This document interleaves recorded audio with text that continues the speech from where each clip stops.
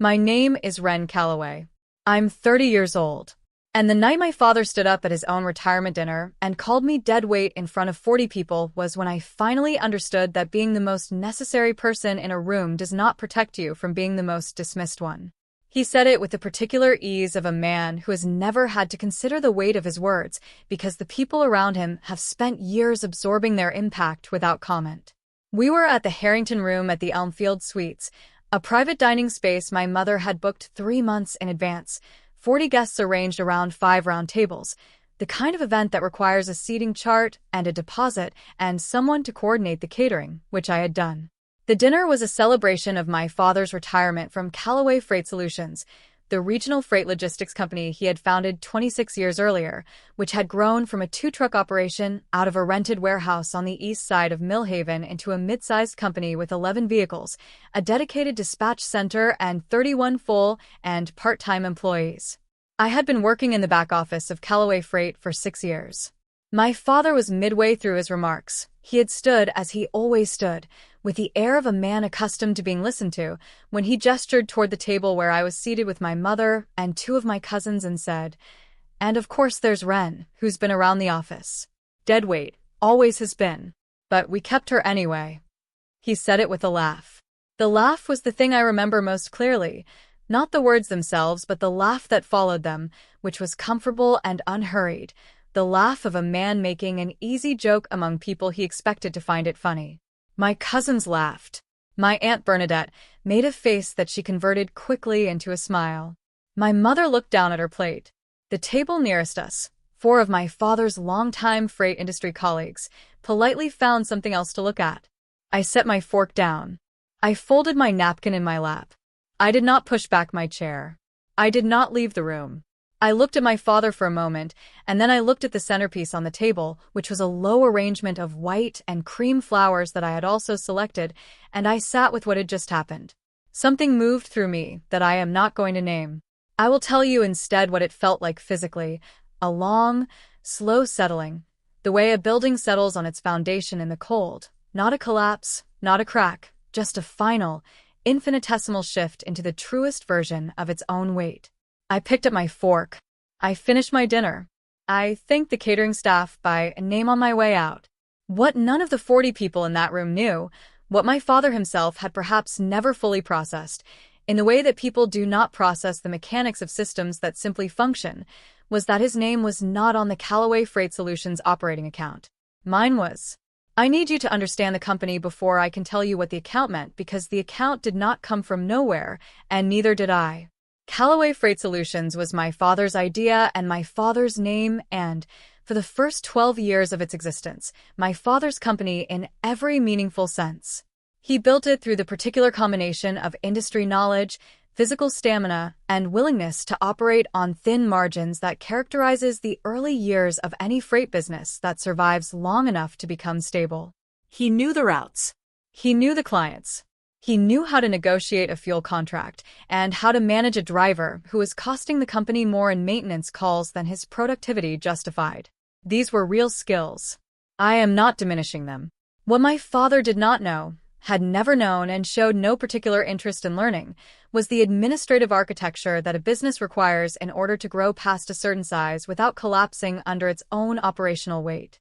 Payroll processing, quarterly tax filings, vendor account management, insurance renewals, the operating account reconciliation that needed to happen every Friday to ensure the weekend dispatch runs had sufficient cleared funds, the audit preparation that occupied 6 weeks every spring, the workers' compensation documentation that had to be filed within a specific window after any incident, regardless of severity, or the company's coverage rate would increase at the next renewal. These things had been handled for the first 14 years of the company's existence by an office manager named Patricia Gould, who had been with my father since year 3 and who retired the August I turned 24 after her husband's health made the commute impractical. My father threw her a small party and gave her a gift certificate to a restaurant she liked, and then called me 2 weeks later and said the office was a mess and he needed help getting it organized. I had a degree in business administration and was, at 24, working as an administrative coordinator at a property management firm in Millhaven. The work was fine. The salary was adequate. I had no particular passion for it. I went to my father's office on a Saturday morning to help him organize the filing system Patricia had left behind. I stayed until 6 in the evening. I came back the following Saturday. By the end of the third weekend, I had rebuilt the filing architecture from the ground up, created a shared document system for the dispatch records, and identified 3 vendor contracts that had been auto-renewing at rates the company had outgrown by at least 18 months. My father looked at the renegotiated vendor contracts when I presented them and said, "Good. That's good." He did not ask what it had taken to produce them. I gave my notice at the property management firm the following month. I joined Callaway Freight as the office administrator. My father's description of my role, when colleagues asked, was that I handled paperwork. The salary he offered was $41,000 annually, which was $7,000 less than I had been making at the property management firm. I accepted it because I believed, and this belief is something I have examined carefully in the years since, that visible contribution to something real was worth more than adequate compensation for something unmemorable. I was 24, and I believed this sincerely. I will not claim I was naive. I was young, and there is a difference. The operating account situation developed gradually, which is how most of the significant arrangements in my professional life at Callaway Freight developed, not through deliberate design, but through the accumulation of practical decisions made in the context of a business that was always slightly understaffed and always moving faster than its administrative infrastructure. The original operating account for Callaway Freight Solutions was held at First Millhaven Bank under my father's sole authorization. He had set it up in year 1, when the company was small enough that every significant transaction went through him directly. By the time I joined, the company had grown to the point where the operating account processed between 60 and 90 transactions per week: payroll disbursements, fuel vendor payments, vehicle maintenance charges, insurance premiums, and the various smaller operational costs that accumulate in a freight business with 11 vehicles and 31 employees. My father was not available for 60 to 90 transactions per week. He was on the road 3 days out of 5, managing client relationships and overseeing the dispatch operations that constituted his primary professional identity.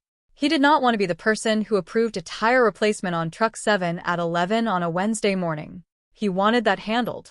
Patricia had handled it for 14 years under a limited power of attorney arrangement that my father had never formally updated after she retired. When I took over the office, I worked for 4 months processing payments through a combination of my father's debit card, which he left with me on the days he was traveling, and a supplemental petty cash account that was inadequate for the volume of transactions we actually processed. I documented every discrepancy. I kept the records immaculate. And after the 4th month, when a payroll disbursement was delayed by 36 hours because my father was unreachable during a client visit and the single authorization channel for the operating account was therefore frozen, I sat down with the company's banking relationship manager, a careful and thorough man named Douglas Ferris at First Millhaven Bank, and asked what the proper procedure was to establish a second authorized signatory on the operating account. Douglas Ferris told me.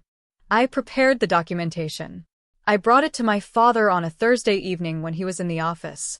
I explained the delay that had occurred, the risk it represented, and what the solution looked like. My father looked at the paperwork and said, "Fine, handle it."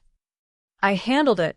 I became an authorized signatory on the Callaway Freight Solutions operating account on the 14th of November, 6 years before the retirement dinner. What I did not fully register at the time, what I would not register until much later, when I had occasion to review the account structure carefully, was that at some point in the 3 years that followed, my father had been removed from the account's active authorization list. Not deliberately, not through any action I took, but through the combination of a bank system migration, an updated signature card that I had processed on the company's behalf, and a series of administrative updates to the account structure that had gone through me rather than through my father, because I was the one in the office and he was not. I was not the second authorized signatory on the Callaway Freight Solutions operating account. I was the only one. I had not known this until the spring before the retirement dinner, when Douglas Ferris called me to confirm the account holder information as part of a routine annual review. He read me the authorized signatories. He read one name. Mine. I had sat with the phone in my hand for a long time after that call. I had not corrected it immediately. I had told myself I would address it at the next administrative review, and then the quarter had been busy, and then another quarter had passed, and the dinner had arrived. Now I sat in the parking lot of the Elmfield Suites at 10:45 on a Friday night, and I thought about what Monday morning was going to look like. Saturday I spent at home. I did what I do when I need to think without forcing a conclusion. I ran 8 miles on the trail that loops around the reservoir 2 miles from my apartment. I reorganized my kitchen cabinets. I called a friend who had recently moved to another city, and we talked for 90 minutes about things that had nothing to do with freight logistics or family dinners. I cooked a meal that required enough attention to keep my hands occupied and my mind quiet. I ate at my own table, alone, in the particular piece of a person who has arrived at a decision and is simply waiting for the moment to act on it. I was not angry. I want to be accurate about this, because anger would suggest I was surprised, and I was not surprised. The retirement dinner had not revealed something new about my father. It had revealed it publicly, in front of 40 people with a laugh, and that specificity mattered, the way the precise location of a long-developing fracture matters when the thing finally breaks. But the fracture had been there for years. I had been watching it form. What I had decided, somewhere between the trail and the kitchen cabinets, was that I was not going to correct the account structure. Not yet. Not before Monday. My father was retiring. The transition plan for the company, a sale to a regional freight operator named Hartwell Logistics, which had been in negotiation for 7 months and was scheduled to close in 6 weeks, required a functioning, clean operating account with no gaps in authorization during the transition period. Hartwell's due diligence team had reviewed the account structure already. They had reviewed it and found it in order and signed off on it, which meant they had found one authorized signatory, me, and accepted that structure as part of the acquisition documentation. My father had been present for the Hartwell due diligence meetings. He had not, to my knowledge, reviewed the account authorization details himself. Sunday evening, I reviewed the acquisition timeline documentation and confirmed what I already knew. The 6-week closing period required active operating account management to ensure payroll disbursements, vendor payments, and transition period expenses processed without interruption. Any change to the account's authorization structure during this period would trigger a notification to Hartwell's legal team and potentially delay the closing. I made no changes to the account. I went to bed at 10:30 and slept without difficulty. Monday morning arrived the way Monday mornings always arrive at Callaway Freight, with the dispatch logs from the weekend runs, the fuel expense reports from 3 drivers, and a backlog of vendor confirmations that had accumulated over the 2 days the office had been closed for the retirement weekend. I was at my desk by 7:45. I had processed the dispatch reconciliation and reviewed the weekend fuel reports by 8:30. At 9:17, my phone rang. The caller was a man named Stephen Ochoa, who was the operations manager at Callaway Freight, the person my father had promoted 3 years earlier to manage the day-to-day dispatch operations so that my father could focus on the Hartwell acquisition negotiation. Stephen was practical, reliable, and had a specific professional manner that I had always found easy to work with. He said exactly what he needed, nothing more. "Ren," he said, "the payroll transfer hasn't cleared. The drivers are getting notifications that their deposits are pending. What's the status?" I pulled up the account. The payroll disbursement file had been submitted Friday afternoon, as scheduled, by the payroll processing service we contracted. The processing service had submitted the transfer request through the standard ACH authorization channel. The transfer had been flagged by the bank's automated review system because the authorization on the payroll file listed 2 signatories, a legacy formatting issue from a template that predated the account migration, but the account itself now showed only 1 active authorized signatory. The bank had sent an authorization confirmation request to the account holder of record. To me. It had arrived in my business email at 8:04 Monday morning. I had seen it. I had not yet acted on it. I confirmed the authorization. The transfer cleared within 40 minutes. By 10:15, every driver had received their deposit confirmation. I called Stephen back and told him the transfer was complete and the delay had been a routine authorization flag. He thanked me and ended the call. My father called at 11:03. He called from the number I had always known as his office cell, The one he had used for 26 years, the one I had answered hundreds of times with the particular readiness of a person who knows the call is going to involve something that needs solving. I looked at the screen for 2 rings. Then I answered. Ren. His voice was even. He was a man who kept his voice even regardless of what was underneath it, a quality I had inherited and that had served us both in different ways. Dad. Stephen tells me there was a problem with payroll this morning. There was a delay, I said. It's resolved. Everyone has their deposits. A pause. He said he called you. He did. Why did he call you and not me? I had been waiting for this question. Not dreading it. Waiting for it, the way you wait for a thing you have known is coming and have decided how to meet. The bank sent the authorization confirmation to the account holder of record. I said. That's my email address. A silence. You're the account holder, he said. It was not quite a question. I'm the authorized signatory, I said. The only one currently active on the account. It's been that way since the system migration 2 years ago. The silence on the other end of the line had a different quality from his usual pauses. Not the silence of a man composing a response, but the silence of a man reassembling his understanding of something he thought he had known.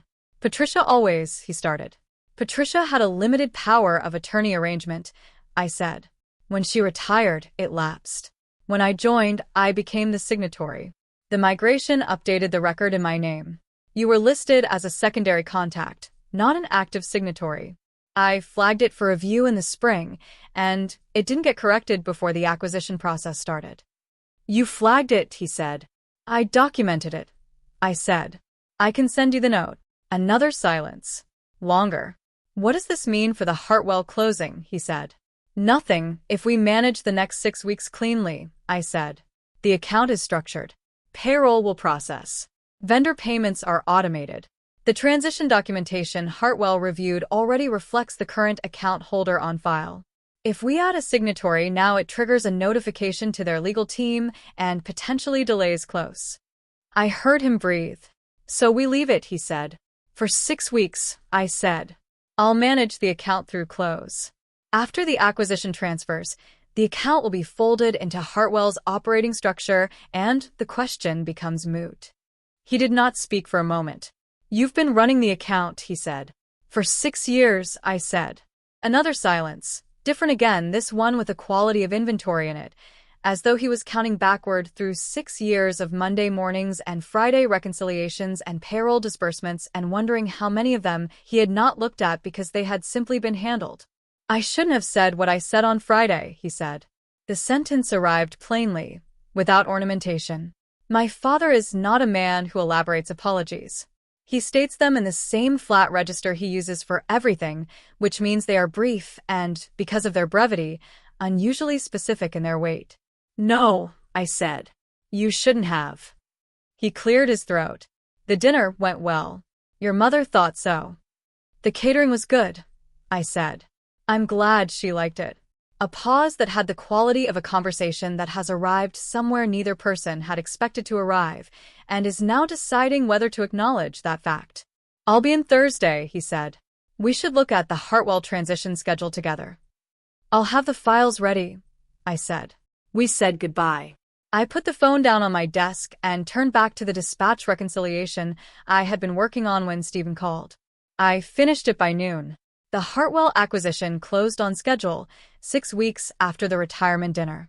The operating account transferred into Hartwell's financial structure on the first business day of the following month, at which point the account I had managed for 6 years ceased to exist as a distinct entity and became a line item in a larger corporate ledger that had nothing to do with me. I received a closing bonus from my father as part of the acquisition settlement, an amount I had not expected and that he had included, his attorney told me, at his own direction. The amount was $38,500. It was not, by any calculation I could make, equivalent to 6 years of underpaid and undercredited work. But it was specific and deliberate, and the specificity of it said something I did not need him to say out loud. I gave notice to Hartwell's transition team 4 days after the closing. They had offered me a permanent position in their regional operations office, which I declined politely and with appreciation. I had spent 6 years building and maintaining a company for someone else. I was 30 years old, and I had a business administration degree and 6 years of operational experience running a freight company's complete back-office infrastructure, and I had decided it was time to find out what I could build for myself. I spent the months that followed carefully and without hurry. I took a consulting engagement with a small manufacturing firm that needed its administrative systems rebuilt, a 3-month project that paid $7,200 and that I completed ahead of schedule.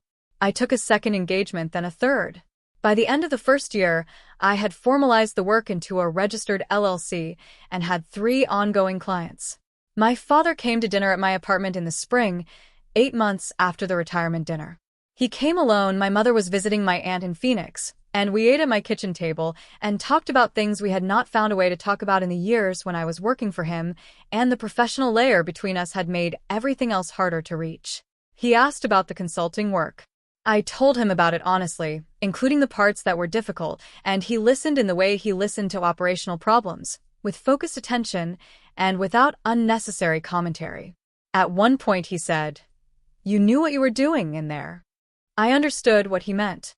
He meant the company, the 6 years of it, the account, the payroll, the vendor contracts, the Hartwell preparation. He was not saying he had been wrong to build it or right to sell it. He was saying he had understood, finally, with the particular clarity that arrives after the fact, that the company had functioned because of work he had not performed and had not acknowledged performing. "I know," I said. He nodded. He looked at his hands for a moment. "You're your own thing now," he said. "Yes," I said. He seemed, at this, to settle into something, not pride, not relief exactly, something more like the posture of a man who has arrived at an understanding he didn't have before, and intends to carry it differently from here.